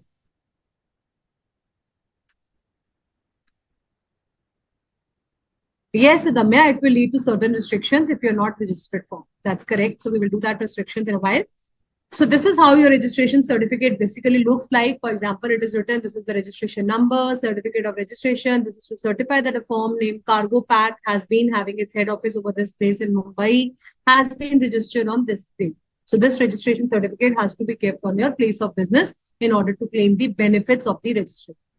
So what is the procedure? How the registration is complete? Compliance under section 58 has been given and recording of the statement in the register section 59. Ashika, there is no particular number of amount of required capital for the firm, but yes, we have partnership property. So partnership property is generally the property that has been contributed, the capital that has been contributed by the partners, whatever assets you have purchased during the business, and the goodwill that you have earned is known as partnership property under section 40. But how much amount of capital has to be contributed? There is no requirement in the act. Okay, and then the certificate of registration is issued. Now, what are the benefits of registration of the firm? It says consequences of non-registration means if you are not a registered firm, what will happen? So they have given it in negative sense to you. So the positive sense will be that what you can do if you are registered. So what you cannot do if you're not registered, if you're not registered, you cannot file a suit against the firm by the firm or other co-parties. So you cannot file a case against the third party if you're not registered firm. So if you're not registered, say for example, there was a dealer, Mr. D, from whom you have to recover 1 lakh rupees. Now that dealer 1 lakh is not paying you 1 lakh rupees and ABC Associates want to file a case against the firm against Mr. D.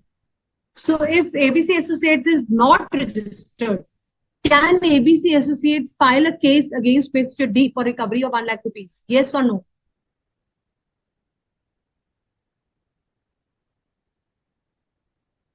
Five no's have been received. Correct. All of you have said the correct answer. No, ma'am. He cannot file a case because in order to file a case, you should be a registered firm. No aggrieved partners cannot bring a legal action against each other. So partner was fighting with another partner, and now aggrieved partner means the partner who is angry, he wants to file a case against another partner. Can the partners file a case against each other if the firm is not registered? Again, no. Manav, Satish, good. All of you giving the correct answers. Kushi, Yukta, Mahir, Zeneb. So you cannot file a case against each other partners also. No relief given to the partners for set off of claims. Say, for example, another firm, we had to take 10,000 rupees and your firm has to pay 9,000 rupees. So we generally try to set off the amount that, okay, fine, we will pay you 9,000 rupees. There is no need of recovery of 10,000. But law says where you're not registered firm, you will first recover 10,000 or you have to pay 9,000. And then as and when your 10,000 will come, we cannot set off of the claim. Set off of the claims means you cannot do the right of entries cannot be passed. You have to pay off the full claim which is due from your side.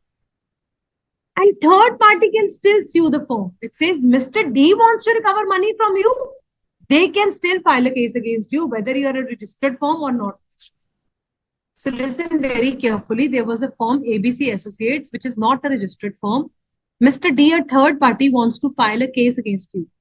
Can a third party file a case against ABC Associates? Yes or no?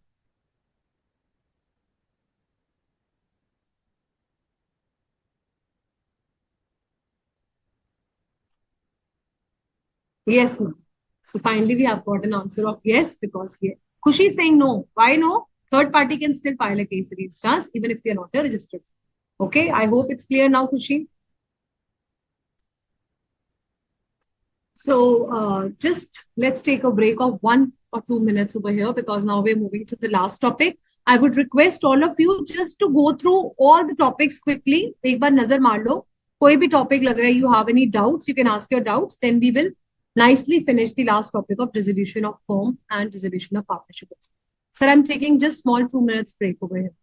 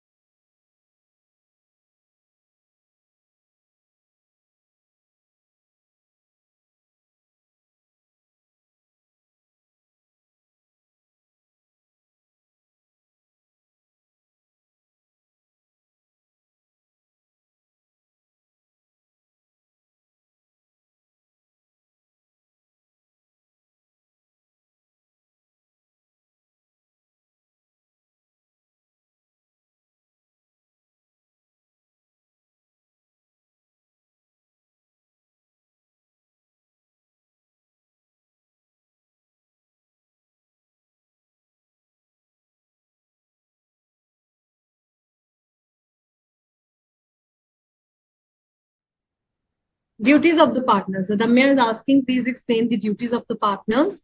So duties of the partners basically mean what are the general duties? As a partner, it is your duty to act in good faith. You should perform all your duties diligently. Say, for example, Adamya, you are a partner in a firm. So, whatever your moral duty is to be acting for the good faith of the firm. What is the meaning of good faith? That means you should be doing the business truly and fairly. You should not be doing any kind of cheating in the business. Like I explained to you in the beginning, duties diligently means that the files are lying here and there, they're all thrown away in the office. So it is your duty to pick up and keep the files in an organized manner. You cannot say that it is not my office, it is all of your office, it is your duty. You cannot keep blaming others. So it is duty of all the partners to maintain the office nicely, to do the business collectively, to be fair and honest in whatever dealings we're doing. Okay. So duties of partners generally means what are your behavior, how your behavior should be when you're acting in a firm. Is that clear? And similarly, we have done rights of partners also. Now we are going to move ahead to the dissolution of firm. Section 19 says dissolution of partnership is the ending of the relationship between partners. And there is a difference between dissolution of firm. So when partnership is ending, then the partners might be coming, going. That is dissolution of partnership. But when the firm is only ending, they have said goodbye to each other, they have taken their bags and going back home. Now it's total end. So dissolution of firm is the total end of the business. And dissolution of partnership is where the partners come and go. It is only a reconstitution of the firm. Here, revaluation of assets and liabilities is done. However, dissolution of firm is winding up of the firm. It is closure of the business, discontinuance of the business. Here, we are realizing the assets and selling the liabilities. So if the firm is getting dissolved, you will sell off all the assets of the firm and pay off the liabilities. But where a partner is joining the firm, the partner is leaving a firm, it is only a reconstitution of the firm. Firm may be dissolved by the order of court, but partnership is not dissolved by order of court. It is on the choice of the partners. Court will not say that please do admission of a partner or a type of partner, but dissolution of firm can be done by court's order under section 44, which we are just going to do in a while. Dissolution of firm always involves dissolution of partnership, but dissolution may or may not involve dissolution of firm.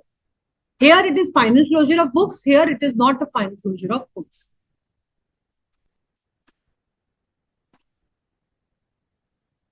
Now, what are the modes of dissolution? Without the order of court, we can do the dissolution with the help of section 40 to 43. And with the order of court, section 44 is applicable.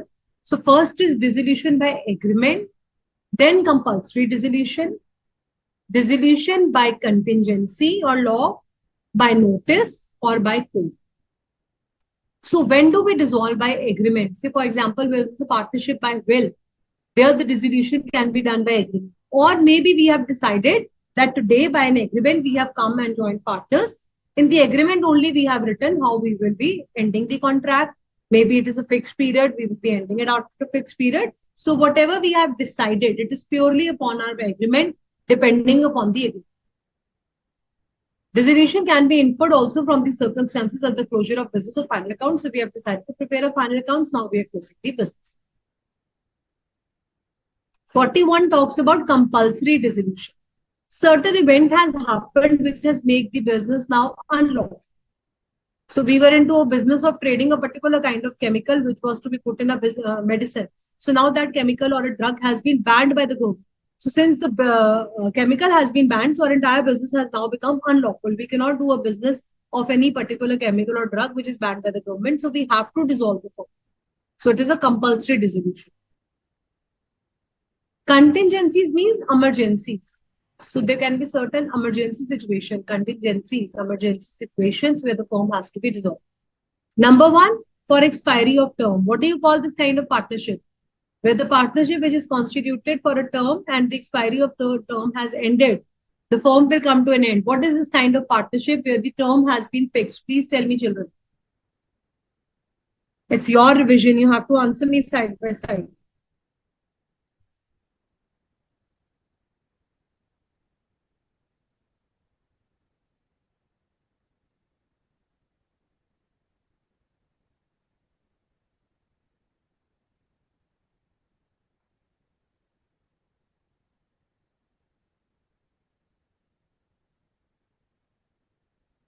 Yes, it is a fixed partnership. Very good. All of those who have given the correct answer.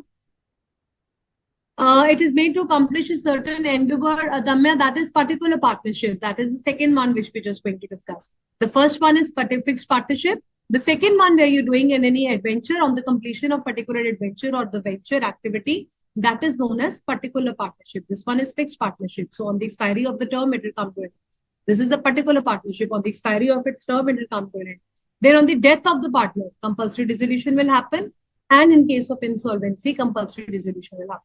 So how do we have to learn? 4 cases under section 42. When does the compulsory dissolution happen? In case of fixed partnership, particular partnership, death of a partner, or insolvency of a partner. Dissolution by notice. Partnership at will. I told you where we are partners, we have not decided any fixed firm. We can simply communicate in writing that I want to dissolve the firm. What will be the date of dissolution? You have to tell me. In case of partnership at will, we have decided to dissolve the firm by giving a notice in writing. What will be the date of dissolution? The date which is given in the notice or the date on which the communication has been given? Tell me quickly. What is the date of dissolution in case of partnership at will? It is the date on which the notice is given if no date is mentioned. And if particular date, so for example, I'm giving you the notice on 10th January that the partnership at will be dissolved on 11th January. Then the date of dissolution will be 11th January.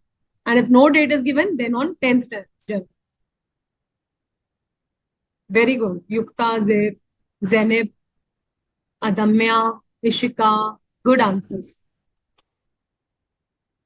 Now coming to the last topic of dissolution by court. So section 44, A, B, C, D, E, F, G has given you different subsections where the court will tell you. In case no date is mentioned, then yes, Ishika, that's correct. Then Satish is also correct. Dissolution by court. Number 1, the court will dissolve. The partner has become unsound mind. So there was a partner ABC, they were doing the business, but suddenly A has gone mad. Now he is not having mind and capacity to do the business. Then the firm will come to an end. The firm will be dissolved. Other partners can go to the court. They can make an application. One of the partners become mad or of unsound mind. So we want to dissolve the firm. Permanent incapacity. It is very important, the word permanent incapacity. Now, one partner had a viral fever. He's not feeling well. So now other partners just went to the court and they said that we want to dissolve the firm. Is it fair? Can we do it under section 44 subsection B? Tell me. A partner is just suffering from a viral fever. He had a cold and cough. Is it a permanent incapacity? Answer is no, we cannot dissolve the firm. Very. But if a partner has become badly injured, his whole body is paralyzed, he can't move, there is a permanent incapacity, there is no replacement of that kind of thing, then yes, we can dissolve the firm. Yes, very good.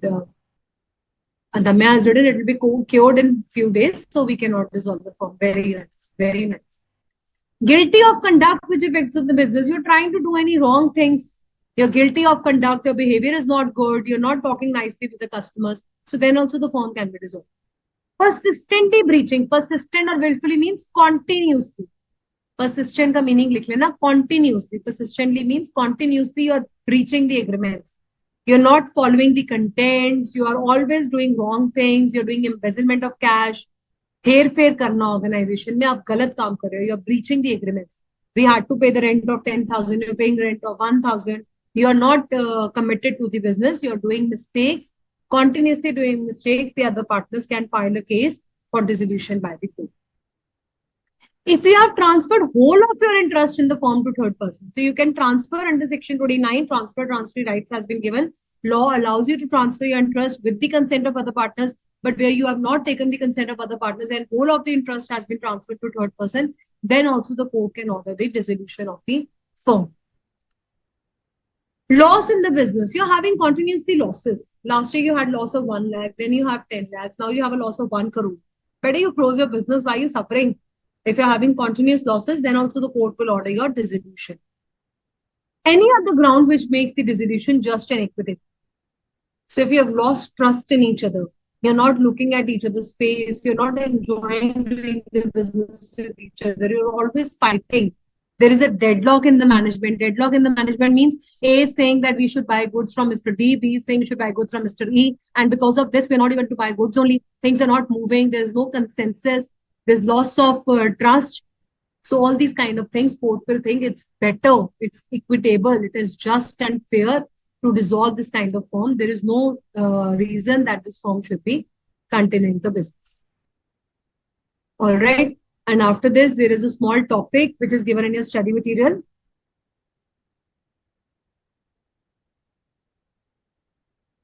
Don't worry, Manav Preet, you're asking for the classes for January attempt. We're just having a quick revision for September classes. So you can refer to this revision classes and you'll be able to do this. Also, the PPTs will be uploaded on the portal, so you can refer to that as well. Okay, don't worry. Okay. So now there is a certain last topic given in your book regarding dissolution, how the settlement of the things have to be done. Let's take up that topic as well, since we have time. And meanwhile, you can keep asking your doubts also, if any.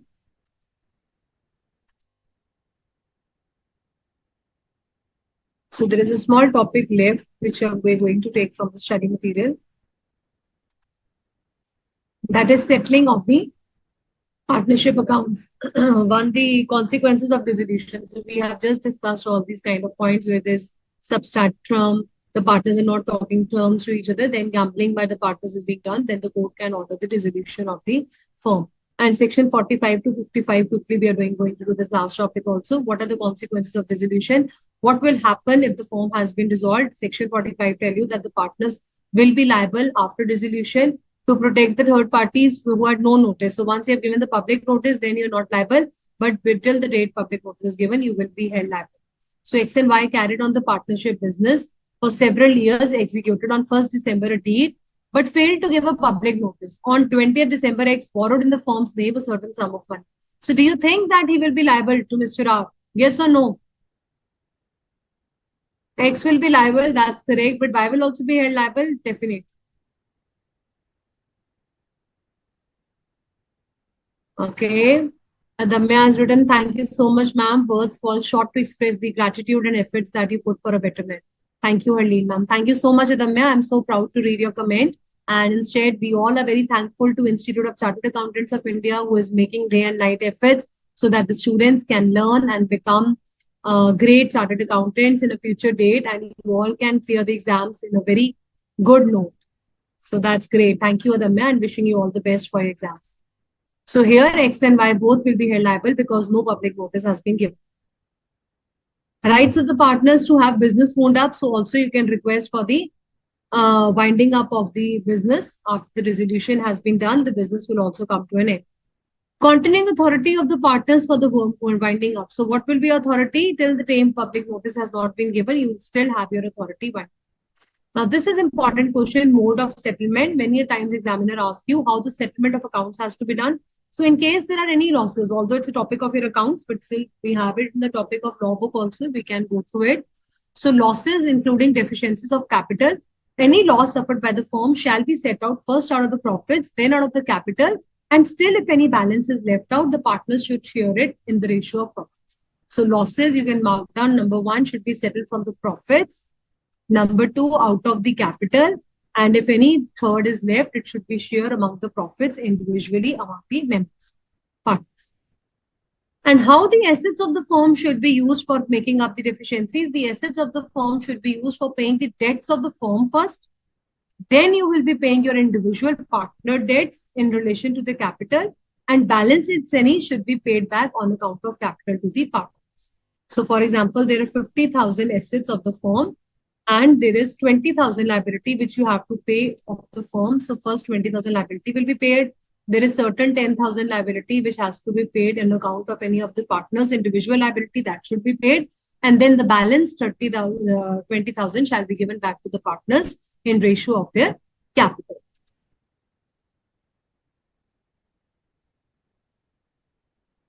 Please write an answer. What kind of answer do you want? We can discuss that as well. No worries. So moving ahead to the last topic. So they see example number 6, they have given you a beautiful case study. Just read it. It is as it is the replicate of the theory that they have told you. So don't leave a single example. सारे example पढ़ के जाने exams के लिए. Most of the time paper comes from the similar kind of examples. So don't leave a single point, a single page from this study. And the last topic is payment of firm's debts and separate debts. So what will happen where the firm's joint debts are due from the firm and separate debts? For example, a partner has to pay 50,000 his own debts and 1 lakh the firm's debt. So first, the property of the firm shall be used for paying the firm's debts. And if there is any surplus, then partner's debts should be paid. Similarly, the property of the partner, so 50,000, I'm Mr. Partner, Mr. Ray, first my property should be used for paying my 50,000 debts. And if any surplus has been left, then I should be paying the debts of that is rupees 1. So partners firms assets will be used for paying the firm's liabilities first, and the partners assets should be used for paying the separate debts first. And see how beautifully the summary has also been given over here. Let me take a quick test of the questions since you have understood it nicely. So there is a question in front of you. Partnership firm is compulsory dissolved where the partners have become insolvent. The firm's business has become unlawful. The fixed term has expired in case of A and B only. So what is the correct answer? Now you'll be having MCQs also, so be very careful. Partnership firm is compulsory dissolved where all the partners have become insolvent. Firm's business has become unlawful. What will happen? The cases or only the case of A and B?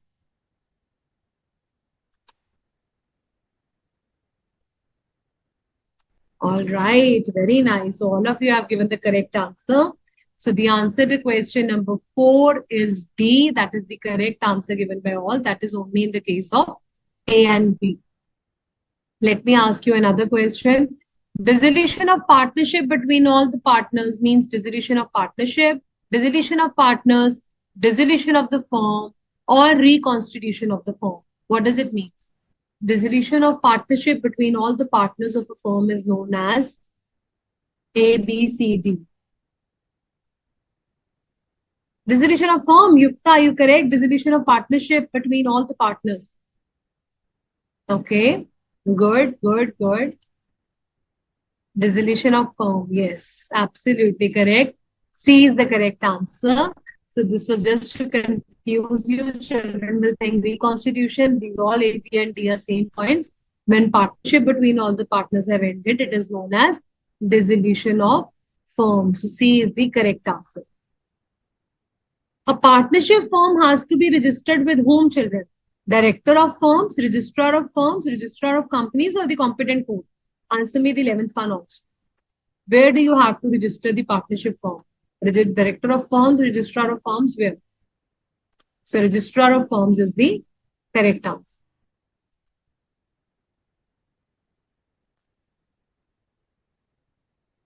A firm is dissolved on the death of a partner, insolvency, expiry of a term, where the business has become illegal due to happening of an event. When does the firm compulsorily get dissolved? Question number 4.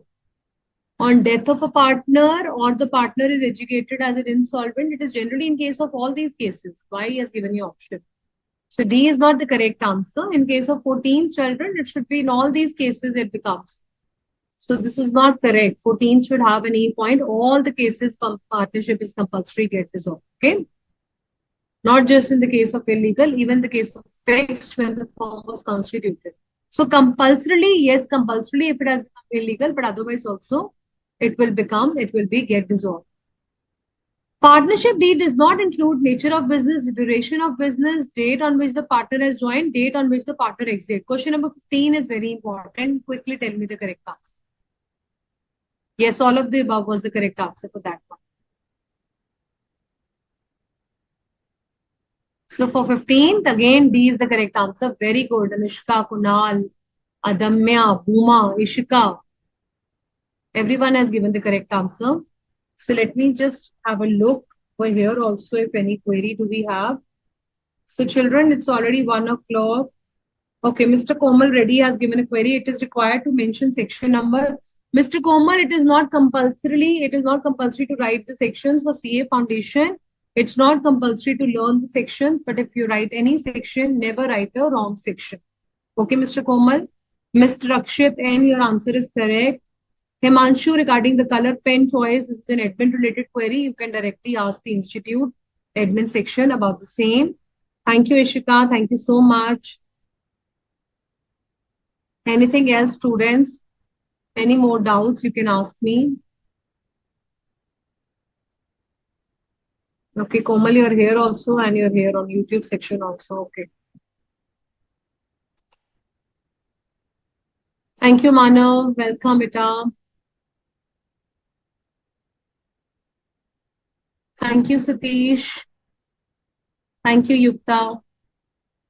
Thank you, children. Now I can only see beautiful messages from your side. I don't think there are any more doubts left. And I hope you all have enjoyed the session.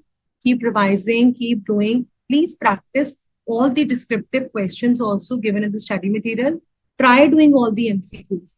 Don't try to see the answers and then attempt the MCQs. Put a tick on the MCQs, then see whether you have understood it correctly. Recheck your work with the answers given over there. And regarding the writing part, for the descriptive questions, please try writing the answers in the way I have taught you, dividing it into three different paragraphs. Also, please do all the RTPs and MTPs also already uploaded with good suggestion answers on the ICAI website. All right. Thank you so much, student. Thank you for sharing so much love. So grateful to you, he's saying, Adamya. Thank you so much. All right, students. Goodbye. Have a nice time. Keep studying and revising. I hope you don't have any doubts. I can't see any doubts over here. Sir, I think we can end the session. All the doubts are clear. Thank you so much. All right. Thank you, sir.